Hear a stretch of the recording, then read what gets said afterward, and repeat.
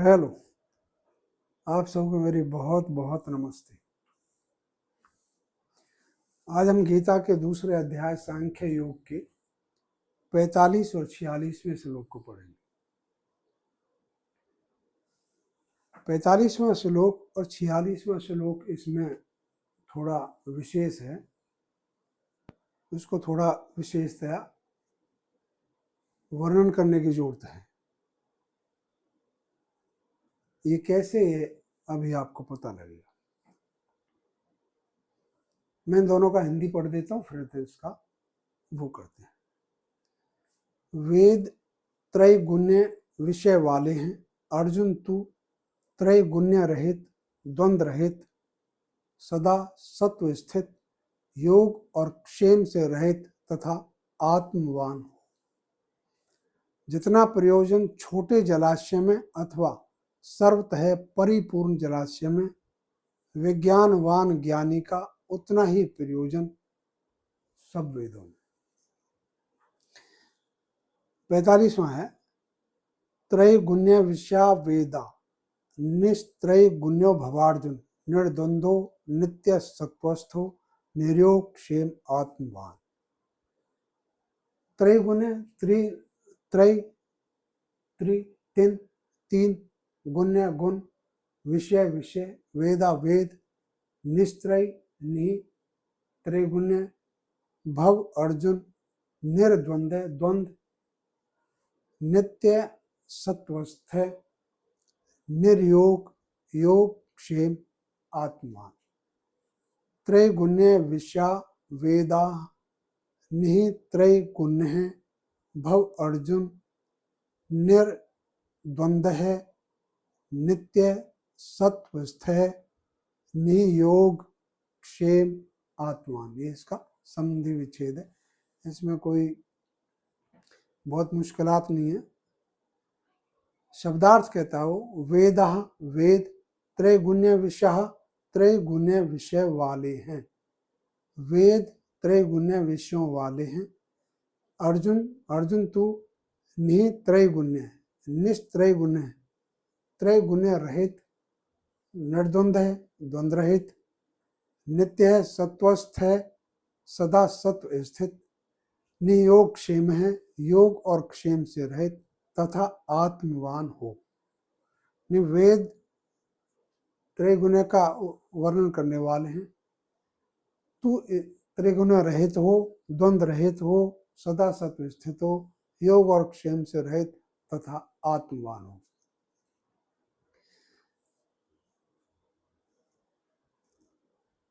छियालीसवें पढ़ देता हूँ एक बार। यावानर्थ उद्पाने सर्वतः संपलुतोदके, तावान सर्वेषु वेदेषु ब्राह्मणस्य विजानतः।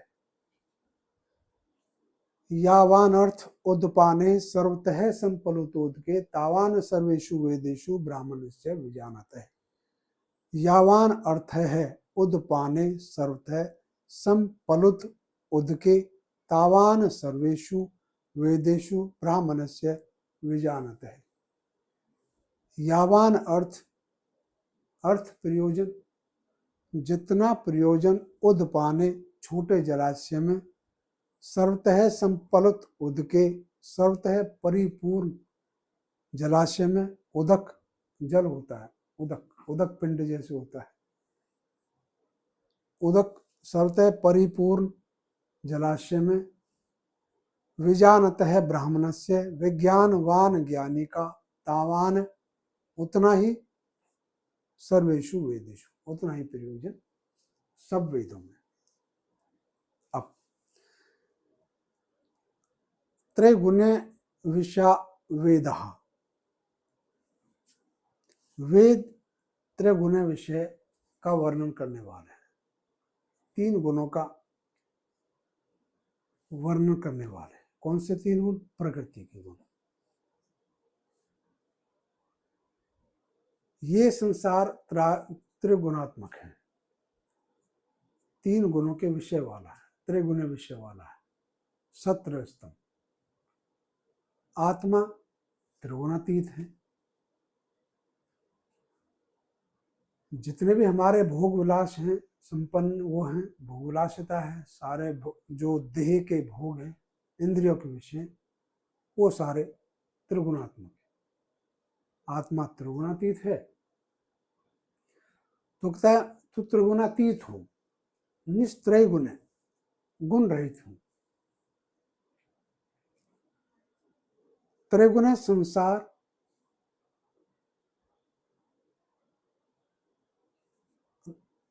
गुण वाला है, द्वंद्व वाला है, द्वंद्वात्मक है, तो द्वंद्व से रहित हो। अब ये संसार है तो द्वंद्व क्या है?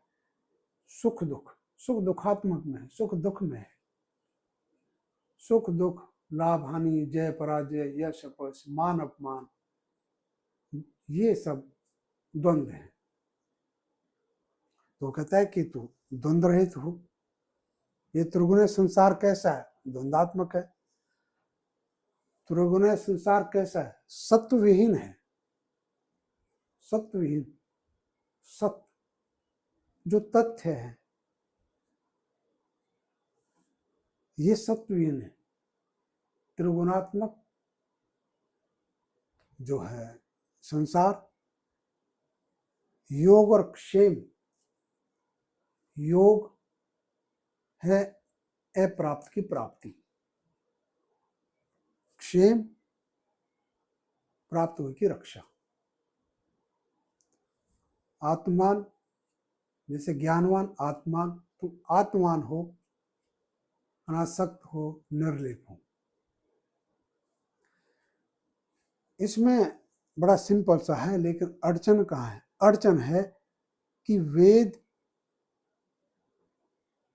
त्रिगुणी विषय का प्रकाश करने वाले हैं नहीं। वेदों का तो विषय ही ब्रह्म है, मोक्ष है, अध्यात्म है। फिर ये क्यों कहा है? खुद गीता वेदों का बहुत ही कई जगह कई स्थानों पर बहुत बढ़िया वर्णन करती है। बोलते वेद इस तरह से। देखिए 8वां चैप्टर, उसका 11, 12, 13 श्लोक। उसमें कहता है यद अक्षरम वेद विदो विदंती, यद अक्षरो वेद विदो वदंती। जिसको वेदों के जानने वाले अक्षर कहते हैं। विशंति यदतो वीतरागा यदि क्षमतो ब्रह्मचर्यम चरंती तत्ते पदम संग्रहण प्रक्षे सर द्वारानि संयम मनो हृदय निरुद्ध चे मूर्धन्याधायात्मन प्राणमार्थतो योग धारणम ओमित्ते काक्षरम ब्रह्म विहारन माम संगम यह प्रयाति तजंदेहम से आती परमाम गतन। ये 4 श्लोक। ओम तो उस ओम जो एकाक्षर ब्रह्म है उसका वर्णन करते हैं। ये गीता कहती है आगे, यद अक्षरम वेद विद्वन्ति, जिसे वेदों के जानवर अक्षर कहते हैं। फिर वो 9 में कहता है, 9 में भी वही वर्णन है कि वेद पितामह से जगतो माता धाता पितामह वेद्यम पवित्रम ओंकार ऋक् साम यजुर्वेद। पितामह से जगतो माता धाता पितामह वेद्यम पवित्रम ओंकार ऋक् साम यजुर्वेद। 9 में भी ऋक् साम यजु का वर्णन है। फिर 10 में भी वर्णन है, वेदा नाम साम वेदो अस्मि देवा नाम अस्मि वासव है इंद्रिया नाम अनुष्चास्मि भूता नाम अस्मि चेतना। ये उसका 22वां श्लोक है। 10वें वेदा नाम साम वेदो अस्मि, वेदों में सामवेद में हूं। देवा नाम अस्मि वासव है इंद्रिया नाम अनुष्चास्मि भूता नाम अस्मि चेतना। उसमें भी यह कहा। 15 में फिर वर्णन किया है वेदों के विषय। सर्वस्य चहाम हृदय सन्निविष्टो मत्तः स्मृतिर ज्ञानम पहुनम च वेदैश्य सर्वे रहे वेद्यो, सब वेदों के द्वारा मैं ही जानने योग्य हूँ, मैं ही वेदविद हूँ, मैं ही वेदों को जानना हूँ, मैं ही वेदों को जानने वाला हूँ, और सब वेदों के द्वारा मैं ही ज्ञातव्य हूँ, और मैं ही वेदों को जानता हूँ। फिर ये क्यों कहा है कि ये वेद तीनों गुणों का वर्णन करने वाले हैं, जब गीता में वेदों का इस तरह से वर्णन 8 में, 9 में, 10 में, 15 में वेदों का वर्णन है, और वेदों के विषयों का वर्णन है, और प्रत्येक विषय में यह है कि वो परम ब्रह्म परमात्मा का वर्णन करने वाले हैं। प्रकृति के गुणों का वर्णन वेद का विषय नहीं, वेद का विषय तो परम ब्रह्म है। तो ये क्या है, या तो इस तरह से खींचतान करके अलग अलग ने अलग अलग इसका बिठाने की कोशिश की, लेकिन यदि हम ये कहें कि ये उन वेदों की बात नहीं कर रहा, ये उन दूसरी बुक्सों की बात कर, दूसरे शास्त्रों की बात करता है, दूसरे उनकी बात करता है, तो समझ आती है। जैसे वेदों के, और वेदों के नाम से और भी बहुत सारी बुक्स हैं,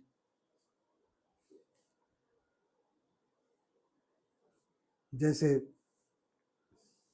अर्थवेद है, तंत्र वेद है, धनुर्वेद है। तो इस तरह से और जो सारे वेदों के नाम से वो हैं, नाट्य वेद है,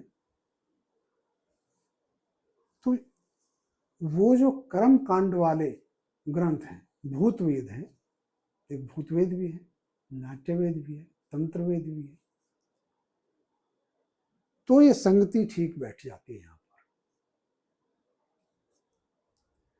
तो इसलिए जो शास्त्रवाद है, जैसे पिछले हमने एपिसोड में वेदवाद रतहा कहा था, वो भी वही चीज है, वेदवाद रत में रहो। वेदवाद वो इस तरह के जो वेद हैं, जो इस तरह के जो शास्त्र हैं, जो विद्या हैं, वो त्रिगुणात्मक है। और पीछे वाले श्लोकों में जो वेदवाद रहता शब्द है, वो भी उनके लिए है जो इस तरह के कर्मकांड वाले ग्रंथ हैं, और जो हमारे इस तरह के शास्त्र विद्या हैं। ये तो वो कहता है कि तो वेद का मतलब हम यहाँ कह सकते हैं वो शास्त्र, जो दूसरे जो कर्मकांडी शास्त्र हैं, वो इन तीनों गुणों का, त्रिगुणात् प्रकृति का वर्णन करने वाले हैं। तो एक तो ये चीज इसमें वो कहता है कि प्रकृति त्रिगुणात्मक है, अर्जुन तो त्रिगुणातीत हो, इससे परे हो, और तो निर्द्वंद हो, द्वंद्वरहित हो। ये सारा संसार जो है त्रिगुण संसार, योग और अक्षेम का प्रपंच है सारा। योग अप्राप्त की प्राप्ति, क्षेम उस प्राप्ति की रक्षा, यही तो है सब कुछ। जो प्राप्त नहीं है वो हमें चाहिए, और जो हो चुका है प्राप्त उसकी रक्षा। सारा संसार, सारा जगत, सारे हमारे कार्यकलाप इसी प्रपंच का हिस्सा तो है। तो और तू आत्मवान हो, आत्मज्ञानी हो। कैसे होगा? अनासक्त कर्तव्य से तू ऐसा होगा। अब कहता है यावानर्थ उद्पाने, अब ये हो गया त्रैगुण्य विषया वेदा निस्त्रैगुण्य भवार्जुन निर्द्वंदो नित्य सत्वस्थो निर्योक्षेम आत्मा। तो वो जो दूसरे प्रकार के ग्रंथ हैं, कर्मकांड शास्त्र जो है, वो हमारे त्रिगुणों विषयों को कहने वाले हैं। ये उन चारों वेदों की बात नहीं कर रहा। वेदों के लिए गीता में अन्य स्थान पर बहुत सम्मान है, क्योंकि वो ब्रह्म का प्रकाश करने वाले हैं।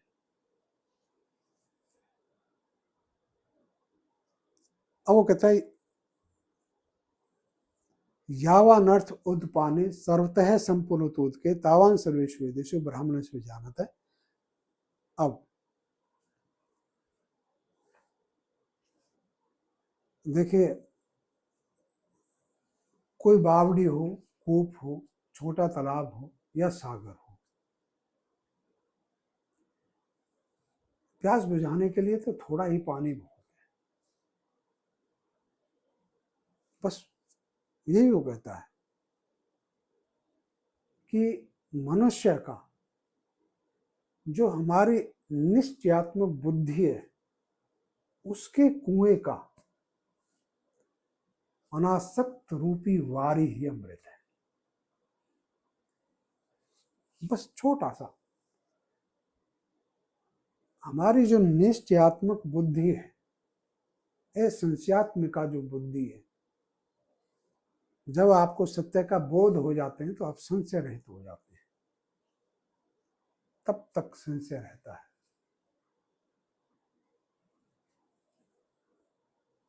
कर्तव्य बोध संशय को दूर करने में बहुत सहायक होता है। कर्तव्य बोध अनासक्ति के साथ, ये संसार में कर्तव्य है, हमने एक कर्तव्य करना।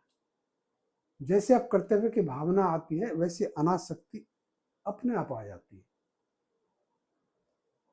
अनासक्त रूपी कर्म का नाम ही कर्तव्य है, करणीय कर्म करना है।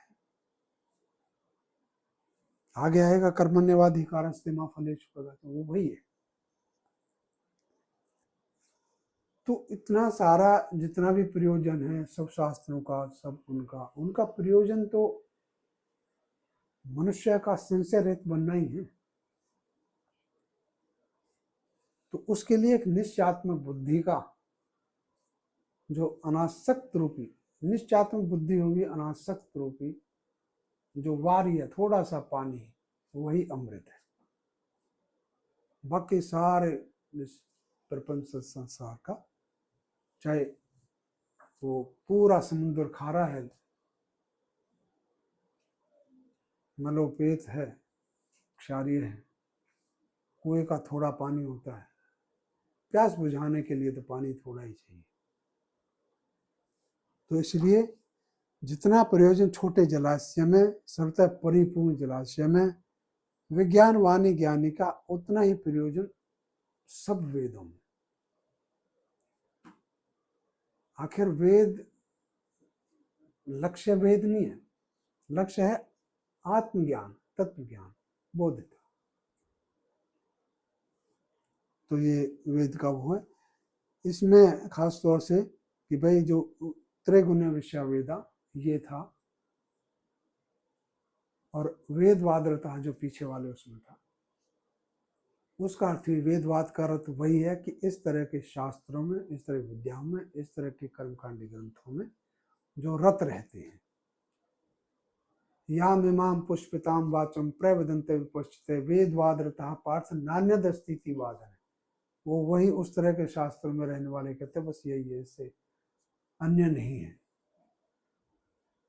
कामात माने स्वर्ग परा, जन्म कर्म फल प्रदान, क्रिया विशेष बोलम भोगस्य गतिम, भोगैश्वर्य प्रसक्तानम तया प्रत्येषाम व्यवसायत्मका बुद्धि समाधान विधि कहते, वो जो हमने कल इसको किया था, कल परसों।